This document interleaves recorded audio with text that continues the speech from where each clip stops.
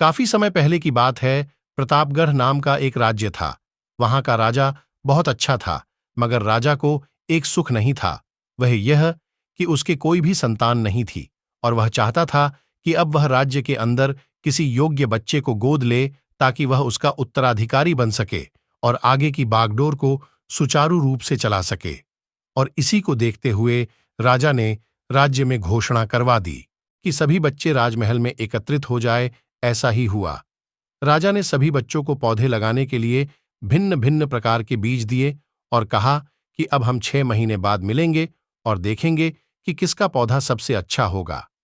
महीना बीत जाने के बाद भी एक बच्चा ऐसा था जिसके गमले में वह बीज अभी तक नहीं फूटा था, लेकिन वह रोज उसकी देखभाल करता था और रोज पौधे को पानी देता था। देखते ही देखते 3 महीने बीत गए। बच्चा परेशान हो गया।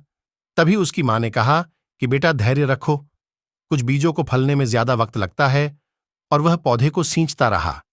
6 महीने हो गए। राजा के पास जाने का समय आ चुका था, लेकिन वह डर हुआ था कि सभी बच्चों के गमलों में तो पौधे होंगे और उसका गमला खाली होगा। लेकिन वह बच्चा ईमानदार था और सारे बच्चे राजमहल में आ चुके थे। कुछ बच्चे जोश से भरे हुए थे क्योंकि उनके अंदर राज्य का उत्तराधिकारी बनने की प्रबल लालसा थी। अब राजा ने आदेश दिया। सभी बच्चे अपने अपने गमले दिखाने लगे, मगर एक बच्चा सहमा हुआ था क्योंकि उसका गमला खाली था।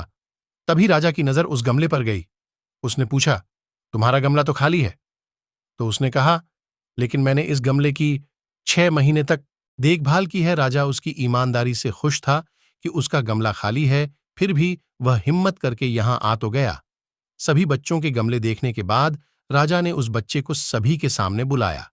बच्चा सहम गया और राजा ने वह गमला सभी को दिखाया। सभी बच्चे जोर से हंसने लगे।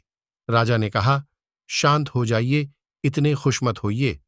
आप सभी के पास जो पौधे हैं वो सब बंजर है। आप चाहे कितनी भी मेहनत कर लें, उनसे कुछ नहीं निकलेगा। लेकिन असली बीज यही था।